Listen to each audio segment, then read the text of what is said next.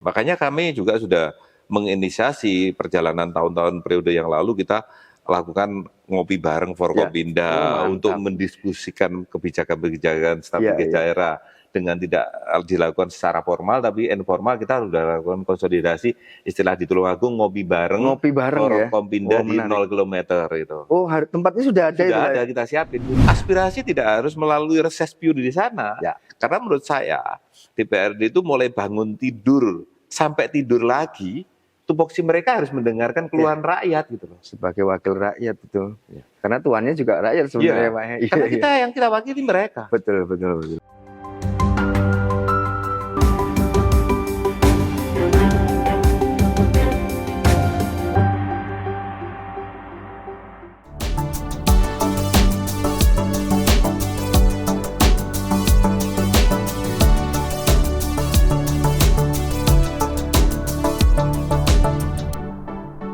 Assalamualaikum warahmatullahi wabarakatuh. Salam sejahtera bagi kita semua. Salam Om Swastiastu, Namo Buddhaya, salam kebajikan. Jumpa lagi bersama saya, Randy Niko, manajer Tribun Mataraman. Bertempat di gedung DPRD Kabupaten Tulungagung. Saat ini saya sudah bersama Ketua DPRD Kabupaten Tulungagung, Bapak Marsono, untuk tahu apa yang sedang dipersiapkan 1 tahun pertama dan 5 tahun ke depan. Langsung saja kita sapa beliau. Assalamualaikum warahmatullahi wabarakatuh, Pak. Waalaikumsalam warahmatullahi. Pak, gimana kabarnya, Pak? Alhamdulillah baik. Alhamdulillah baik. Pak, langsung saja. Untuk di tahun pertama atau di 5 tahun mendatang, apa sih fokus DPRD Kabupaten Tulungagung? Kalau DPRD Tulungagung pertama ya jelas kita berbicara pada tupoksi, budget, legacy, kontrol, itu yang dilakukan sebagai tupoksinya. Mungkin bisa lebih spesifik apa aja mungkin dalam produk legislasinya ke kesehatan, ke pendidikan, atau seperti apa, Pak, nanti? Ya, kita di pemerintahan daerah itu kan tidak bisa kita bergeser dari yang disampaikan oleh pemerintahan pusat, mulai dari presiden, gubernur, bupati yang sudah terpilih tentunya. Betul. Artinya memang perlu kolaborasi dengan pemerintah daerah, sekaligus perwakilan pemerintah pusat gitu, Pak. Baru kemarin kita kan dapat kabar bahwa Tulungagung sudah mempunyai kepala daerah terpilih meskipun belum dilantik. Nah, itu sudah ada komunikasi-komunikasi di luar tugas fungsionalnya seperti apa? Kalau komunikasi yang jelas kita lakukan sesuai dengan kembali ke tupoksi ya, DPRD ini kan bagian daripada kelengkapan pemerintahan daerah. Betul.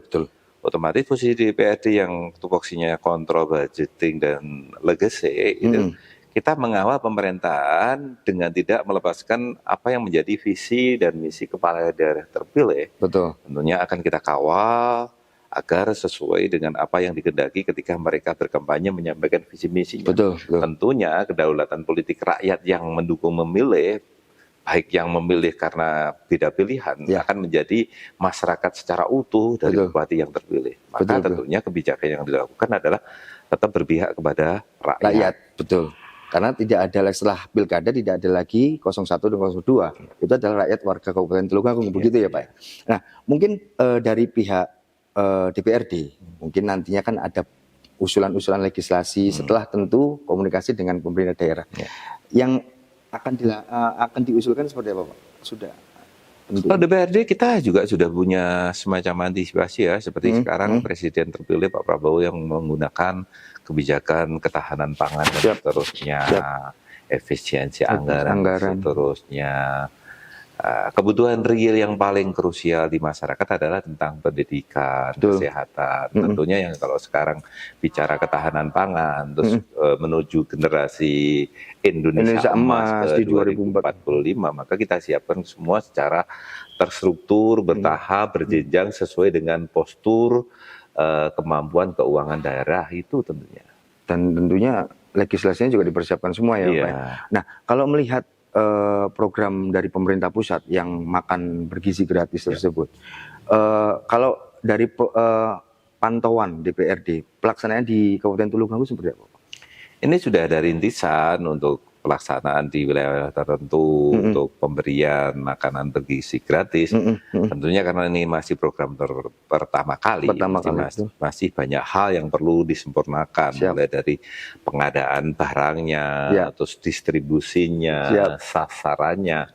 Tapi harapan kita semua menurut saya pemerintahan ini bukan konsep berpikir atletik lomba 1-2, juara 1, juara 2. Betul. Pemerintahan, baik pemerintahan daerah ini yang bisa dikatakan juara atau terbaik itu harus bersama-sama. Betul. Duduk bersama. Betul. Kalau di pemerintahan daerah ada Forkompinda, berarti unsur Forkompinda saling melengkapi, saling menguatkan, saling memberikan ide, gagasan untuk mendukung bahwa regulasi tetap terjaga seperti yang diinstruksikan pemerintahan pusat yang sekarang.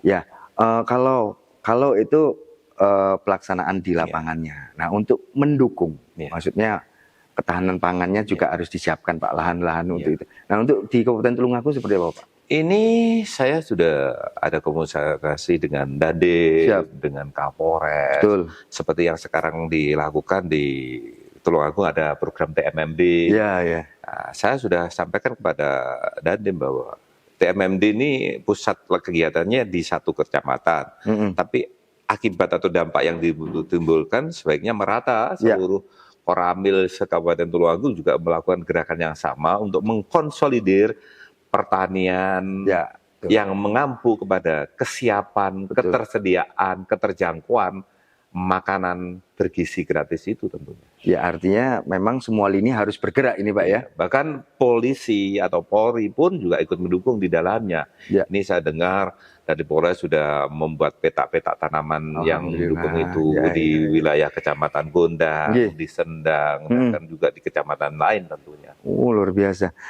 Tentunya agak sedikit melenceng Pak ya. Itu kalau kita bahas program pemerintah pusat sudah ada. Selesai, anggap aja. Mengenai pendidikan ataupun kesehatan untuk warga Kabupaten Tulungagung, kalau yang akan diusulkan oleh tentang kesehatan, yang hal ini memang harapan masyarakat itu kalau bisa kan bagaimana kesehatan murah, bahkan cenderung kalau bisa digratiskan.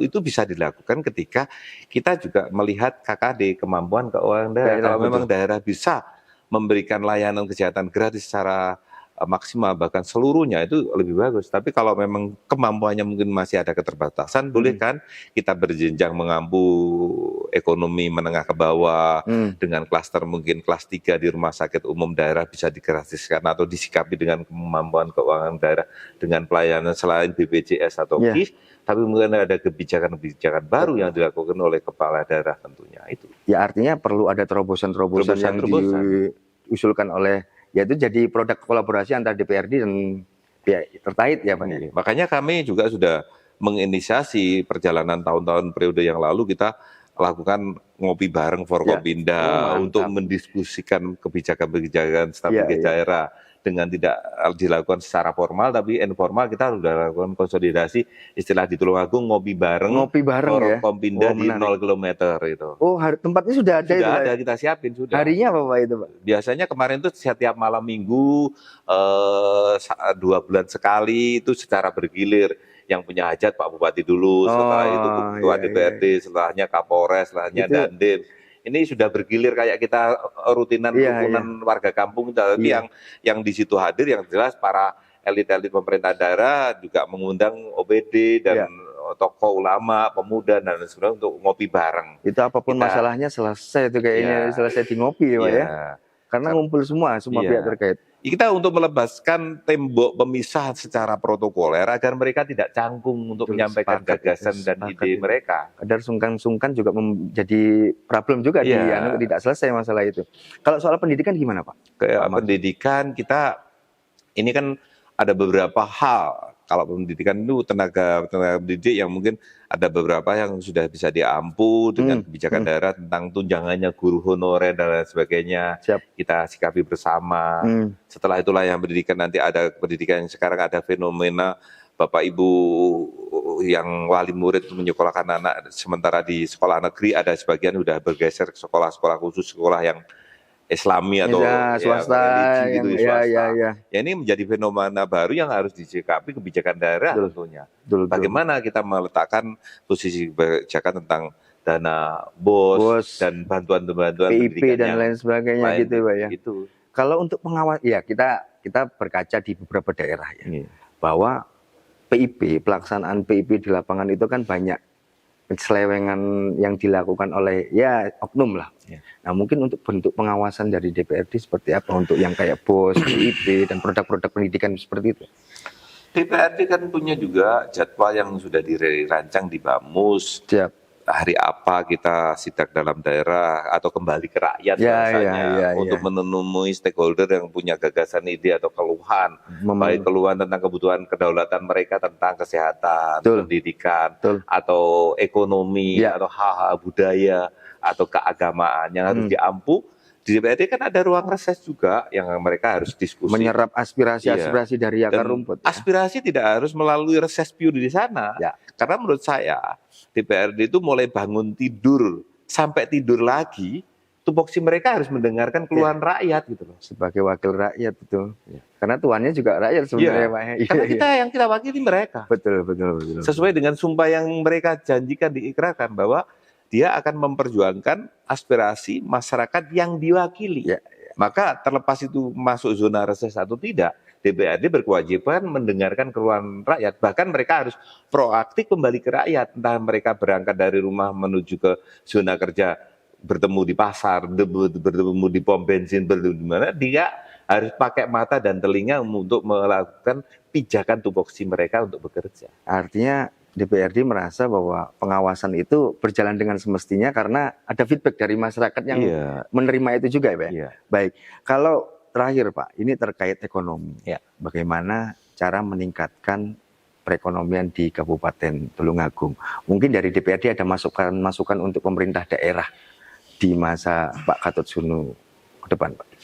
Kalau yang selama ini saya lakukan yang kemarin ya. Baik. Mudah-mudahan nanti ke depan akan lebih baik. Karena kami selalu punya cita-cita yang sama bahwa kita ciptakan bahwa hari ini dan hari esok itu akan lebih baik daripada kemarin. Amin. Bagaimana itu dilakukan? Ya kita harus membangun satu konsep tegakkan komunikasi secara intensif, silaturahmi secara masif, konsolidasi secara konstruktif dan lain sebagainya. Karena kita bisa sukses itu manakala kita bisa duduk bersama, mempunyai semangat yang sama, mempunyai target capaian kerja yang juga sama. Nah kalau kita melihat ya cara meningkatkan ekonomi kan banyak ya Pak. Salah satu hal mungkin yang saya lihat adalah wisata.